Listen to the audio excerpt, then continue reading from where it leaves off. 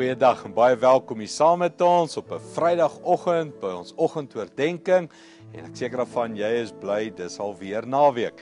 Nou ons is besig om te kyk na die opstandingsweek, die week waar Jesus opgestaan het in die dood en homself geopenbaar het aan sy disippels. En ons behandel Johannes 21 waar die disippels gaan visvang het.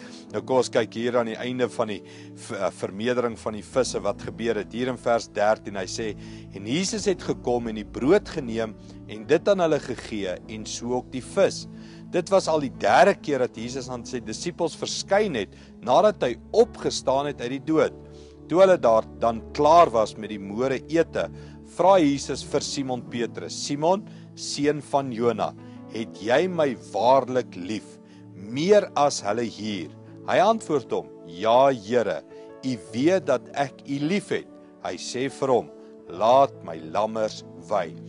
Hierdie is iets van ontbyt saam met Jesus, en wanneer ek en jy saam met hom ontbyt het, sit hy en hy kyk jou in die oë en hy sê vir jou, hoe gaan dit met my en jou? Hoe gaan dit met jou liefde vir my?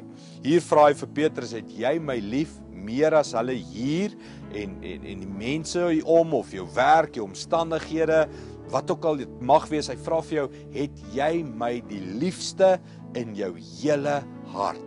Nou hierdie disippels was altyd in so 'n tipe van 'n kompetisie. Wie het eerste by die graf gekom, wie het eerste geglo, wie gaan die grootste wees, maar net soos ons mens is. En dit kan ook wees dat Jesus vir hom sê, jy wat altyd so in 'n kompetisie is, het jy my liewer as alles in jou lewe, as almal om jou? En dis die vraag wat ek en jy ook moet beantwoord, né? Hoe lyk ons liefde teenoor die Here?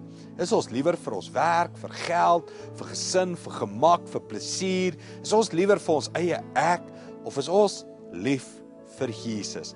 Petrus se antwoord is, Here, u weet alles, en u gaan my help hiermee om te ontdek, hoe lief het ek u regtig?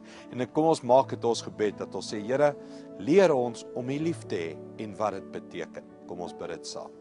Hemelse Vader, dankie dat ons elke oggend so saam met u kan begin, saam met u ontbyt kan geniet en die vrae beantwoord.